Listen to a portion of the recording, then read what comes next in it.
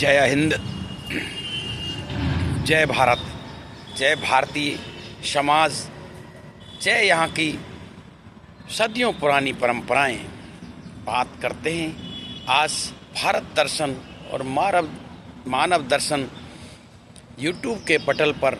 हम एक ही ऐसी व्यवस्था जो मनुष्य के जीवन के लिए बहुत ज़रूरी है, सृष्टि के विकास के लिए उससे ज़रूरी कुछ नहीं।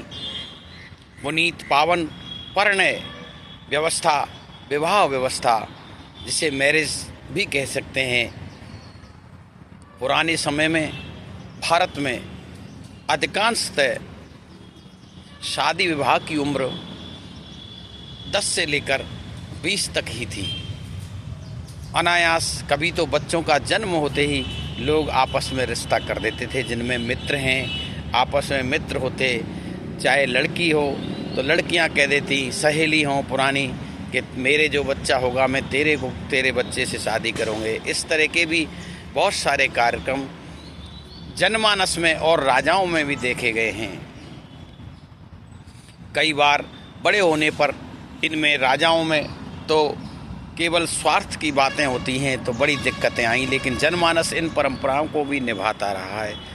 कैसा भारत था हमारा, गांव में एक व्यक्ति ही उसके सारे बच्चों की पढ़ने के लिए जिम्मेदार हो जाया करता था। कोई किसी की बात नहीं टालता था। अक्सर लोग दूसरे गांवों से गांव में अपने विवाह योग्य लड़की होते ही आया करते थे। आसपास के गांवों में एक दूसरे को जानते हुए रिश्तेदारों से उससे जब मिलते थे तो बताते थे, भाई ये तुम्हारे गांव में कोई लड़का है क्या। तो ऐसे पुरुष हुआ करते थे कुछ गांव में। जैसे मेरे गांव में भी थे एक ब्रजवासी लम्बरदार, उनसे कभी भी पूछ लो किसके घर में लड़का तैयार, किसी भी जाति किसी कौम का हो, तो वो लोग बताया करते। और कोई परिवार के, कुटुंब के और अपनी जाति के भी जो मुख्य पुरुष होते थे वो 1 रुपया ले लेते और शादी का बड़ा सहज संस्कारी भाव से वो शादियां होती। गाड़ी बैलों का ज़माना था, उस तरह से शुरू हुआ रथ, और इनसे बारातें जाया करती, पैदल जाया करते। और इस तरह से शादियों का बंधन जो अट्टू बंधन रहे, जो कभी टूटते नहीं थे।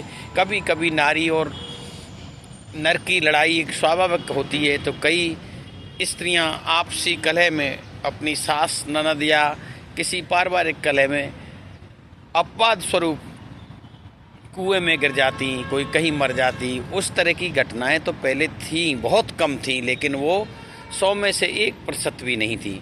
लेकिन आज का युग हम कहाँ आ गए, हम पढ़ लिख गए, हमारी बेटियां भी पढ़ लिख कर बड़ी हो गई हैं। हर चीज़ में वो समानता की बात करने लगती हैं। लड़के भी ये काफ़ी पीछे की तरफ हटे हैं। वो पुराना पुरुष अहम अब नहीं रहा है। किसी भी तरह नारी को सम्मान देने की जो परंपराएं, जो यत्र नारस्य पूजन्ते वाली जो बात धारणा थी, केवल ग्रंथों तक सीमित नहीं, जनमानस में भी उतरी है। लेकिन जितना इधर पुरुष उदार हुआ है, उसी का खुमार नारी पर चढ़ा गया है। और लड़कियां अत्यधिक अपने लिए चाहने की कामना करने लगी हैं। उन्हें ये नहीं लगता कि पुराने ज़माने में पुरुष कमाया करते थे तो नारी को कमाने की कोई पीड़ा नहीं थी, उसको अपने परिवार और उसकी पालने की बात थी।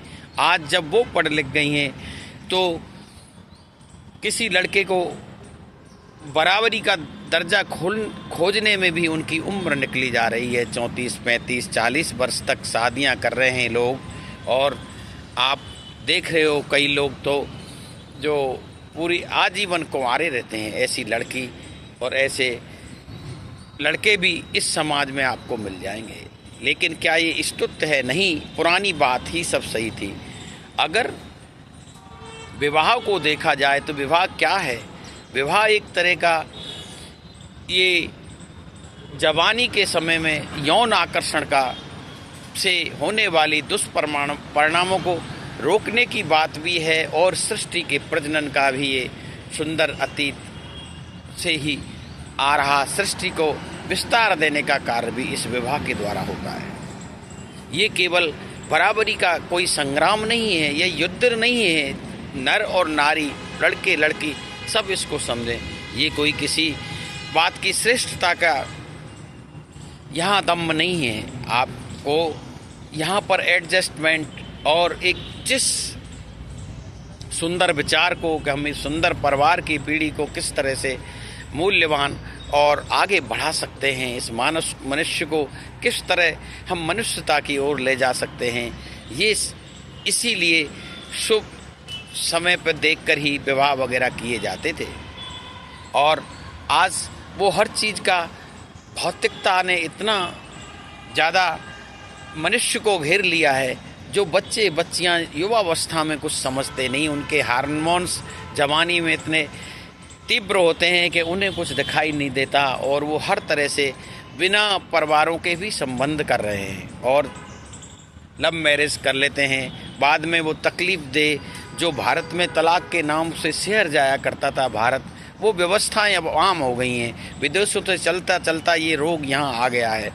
क्यों नहीं ये बातें हम सोचें। इसके एकमात्र कई उदाहरण आपको बुज़ुर्गों से, बुज़ुर्ग स्त्रियों से, बुज़ुर्ग माताओं बहनों के पास बैठने से लड़कियों को और पुरुषों के पुरुष से बैठने के पास अपने दादा दादी नाना नानी से सीखें और सीखें क्या उत्तम है। वैसे विवाह की उम्र निश्चित रूप से वो 20 से कम ही अति उत्तम है। मनुष्य को जो भी विकास करना है, जहाँ भी जाना है, जो भी कार्य करना है, विवाह के रहते हुए भी कर सकता है। कहते हैं एक पुरुष को अगर कोई नारी मिल जाती है तो वो उसकी सहभागिता उसके भाई से भी बढ़कर उसका ध्यान रख सकती है, उसको आगे बढ़ा सकती है, उसको गर्त में भी डाल सकती है। ऐसे अन्य उदाहरण होंगे। ये सब कुछ अपने कर्मों का खेल है।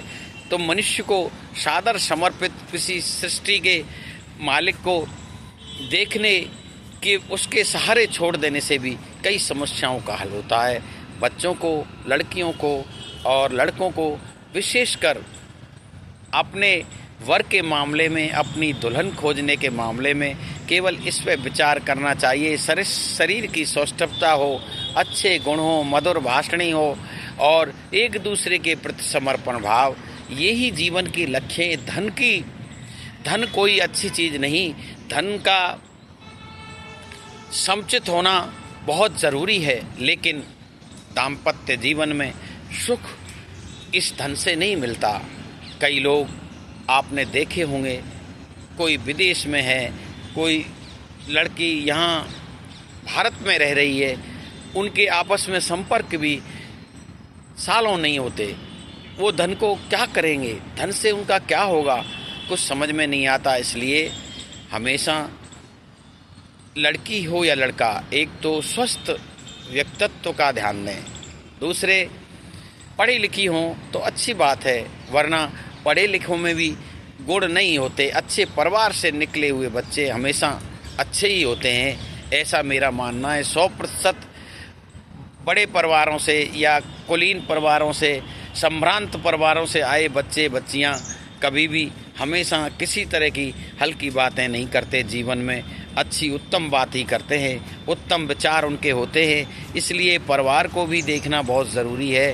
इतना ज़रूरी केवल आकर्षण, केवल सुंदरता को ही देखना पर्याप्त नहीं है और कहीं भी बराबर का जोड़ कहीं मिलता नहीं है। किसी तरह से अगर वो लड़का ज़्यादा कमाता है तो लड़की थोड़ा कम कमाती है, और उसको नहीं भी कमाए तो भी चलता है। पूर्व काल में भी तो एक ही कमाया करता था, घर का श्रृंगार नारी किया करती थी। अब दोनों स्थितियां बदली हैं तो नारी को भी अपने को बड़प्पन दिखाना चाहिए कि कोई बात नहीं, उसका हस्बैंड काम नहीं करता, कम कमाता है तो कोई बात नहीं, मैं ज़्यादा कमाऊंगी, लेकिन हम प्रेम से और सौहार्द से रहें और अपनी संतानों में किसी प्रकार की कटुता नहीं भरें, उनको आगे बढ़ने के लिए प्रेरित करते हैं। प्रभाव कोई ऐसी व्यवस्था नहीं है कि भोग के लिए है। भोग तो लोग आगे संसार में जगह जगह वेश्यालयों की खुले हुए हैं, किसी तरह के जिन्हें अनैतिक संसार में माना गया है, लेकिन पीढ़ियों से भारत में और क्या पूरे विश्व में इसका बोलबाला रहा है।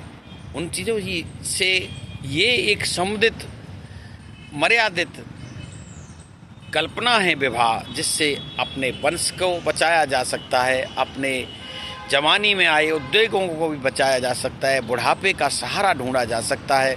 बच्चों और संतान को हम जितना मर्यादित करके और मर्यादित विवाह परिणय करेंगे और बच्चे जिस तरह का जीवन साथी अच्छा खोज पाएंगे, तो मेरी समझ में इसमें कोई धन की उपयोगिता कहीं नहीं है।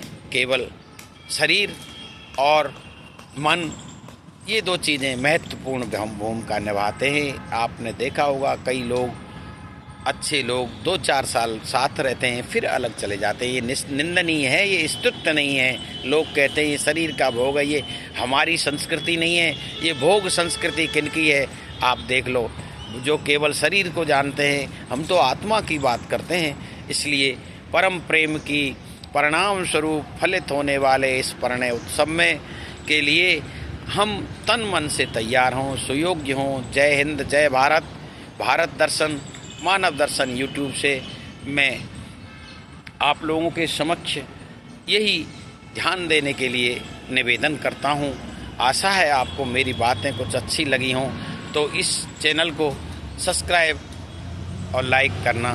जय हिंद, जय भारत, जय हमारा भारतीय समाज, जय ये परिणय व्यवस्था।